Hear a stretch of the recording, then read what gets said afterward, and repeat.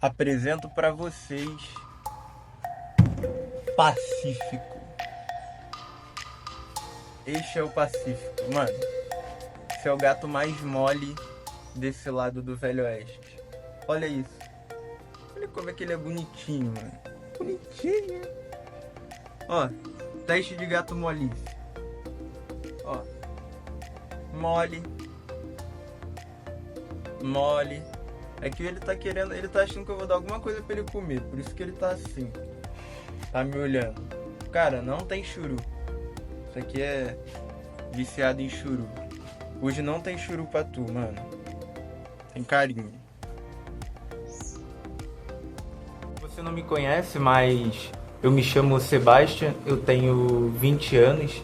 E esse aqui é o Papo Reto, que é a série de vídeos que eu pensei para fazer nesse canal, além dos vlogs, que vai falar sobre a minha opinião ou sobre a minha experiência em vários assuntos. Então tu pega a tua água aí, pega o teu café, o que você quiser. Se você estiver gostando, se inscreve, dá o like, compartilha com alguém esse vídeo também. E bora, que hoje o assunto desse Papo Reto vai ser desconstrução. A desconstrução por si só não é fácil.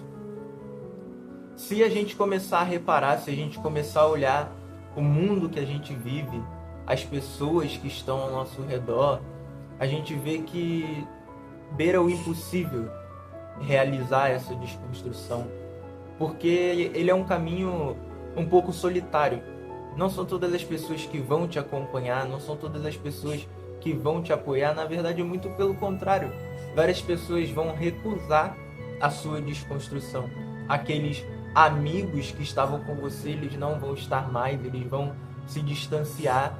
Você vai começar, às vezes, até pensar que está no caminho errado, que não é isso que você devia fazer, que não é dessa forma que você deveria agir.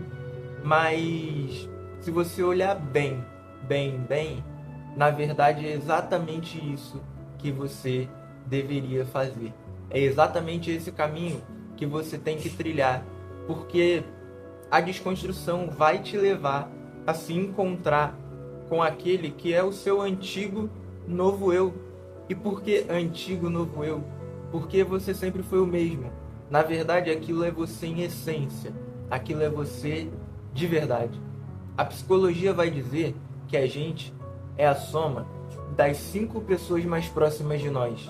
Ou seja, nós não somos nós. A gente foi construída, a nossa vida, a nossa personalidade, ela é montada num topo de um prédio que as pessoas construíram em cima de nós.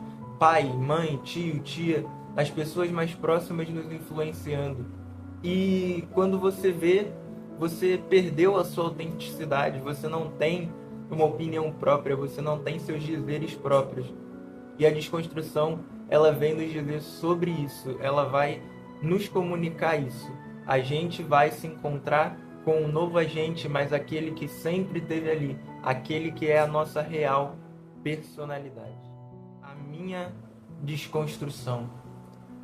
Logo que eu tinha ali meus 12 para 13 anos, eu já percebia que tinha uma coisa diferente em mim. Eu já percebia que eu não era como as outras crianças, ou pelo menos eu achava que eu não era, né? Existia esse sentimento de eu ser desconexo daquela realidade, daqueles meninos, daquelas meninas. Parecia que eu não me encaixava ali, eu não me moldava ali, não porque eu era alguém diferentão, mas é porque dentro de mim tinha uma tristeza, uma amargura, uma coisa assim nesse sentido. Então, eu não sabia como também colocar em palavras. Eu não sabia também como dizer. E às vezes eu pensava que era passageiro. E hoje, também falando isso aqui, eu posso dizer que tudo isso é traduzido. Depois de muito tempo. Naquela época não era traduzido assim, eu não sabia me expressar dessa forma. Mas com uns 15 anos foi quando eu fui para terapia. A primeira vez que eu fui para terapia. Só que eu não entendia exatamente como a terapia funcionava. Então, eu só achava que era tipo uma conversa, não sabia muitas das vezes fazer se tornar produtivo E acabou que eu desisti da terapia, porque eu achava uma perda de tempo. O consultório também era longe, eu era novo. Então, pô, não queria ter que me deslocar 2 horas e meia para conversar aí para minha casa e parecer que não tá fazendo efeito nenhum. E isso me ocasionou, né? Nessas idas e voltas da terapia, foram 2 ou 3 vezes até a gente chegar aqui nesse ponto em que a gente está gravando esse vídeo. Mas ainda antes disso, veio a questão da apatia. O que foi essa apatia? Quando eu era criança, eu fui quase que, pelo que eu me lembro também, não exatamente assim, houveram momentos bons, mas eu fui quase que governado com uma mão de ferro, assim, né? Muito numa rédea, mas em todos os sentidos. Porque, claro, é normal que os pais digam não, é normal que os pais eduquem, é normal que em alguns momentos os pais retenham os filhos para poder ensinar. Faz parte da educação, isso é normal, todo mundo que cresceu sabe disso e consegue entender isso.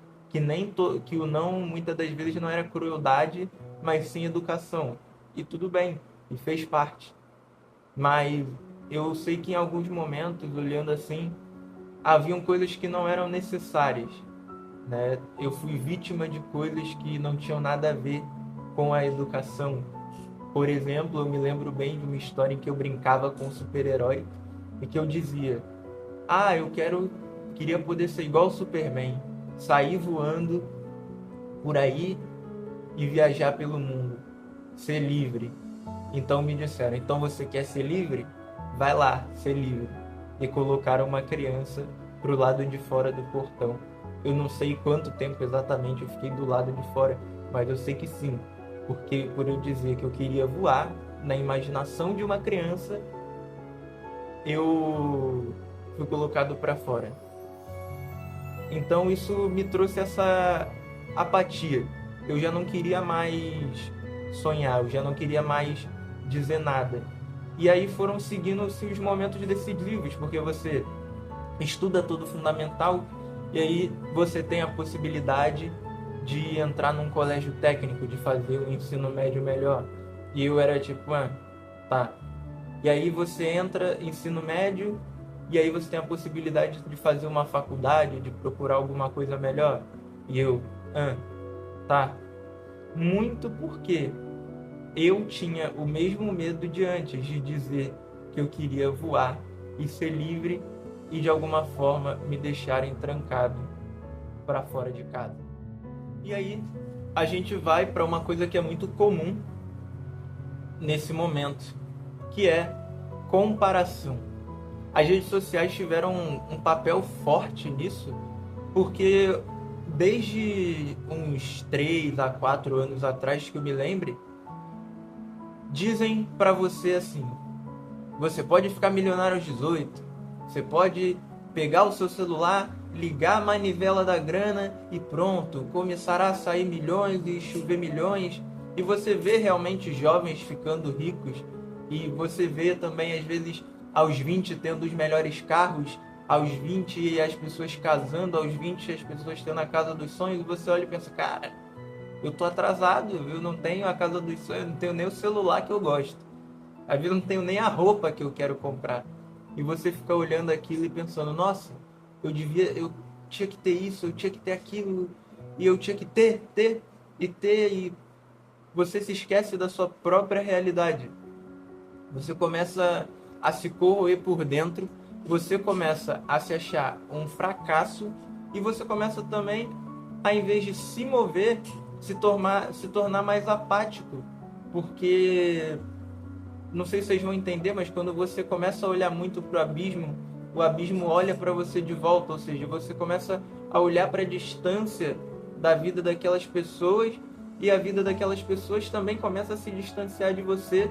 Você entra num túnel infinito em que aquilo parece cada vez mais distante e que você parece cada vez mais impotente.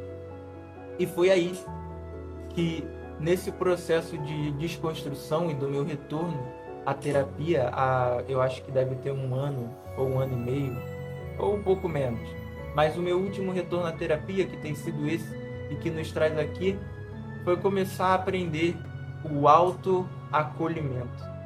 O que é o autoacolhimento?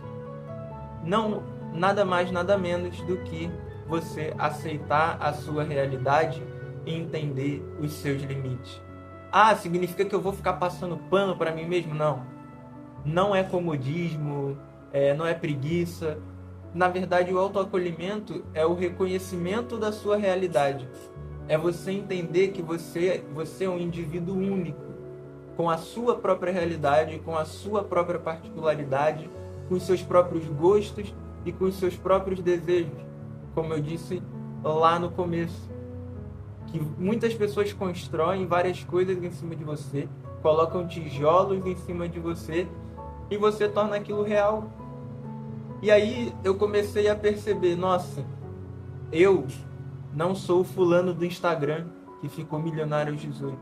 Eu sou o Sebastião, que mora em Bangu, fim do mundo da Zona Oeste. Pô, eu não sou fulano que tá casando aos 20, mas também eu sou o Sebastião, eu não quero casar aos 20, eu nunca me imaginei casando aos 20. Enfim, significa que eu não quero essas coisas? Bem diferente, eu quero todas essas coisas. Quem não quer ganhar dinheiro, quem não quer casar, quem não quer ter o melhor emprego?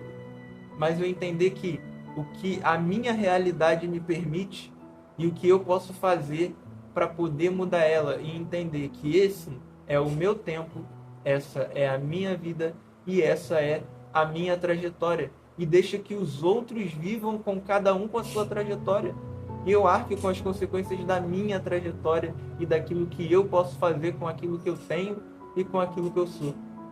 Então, para você, o papo reto. Derruba o tijolo dos outros na sua vida e se reconstrói com seus próprios tijolos.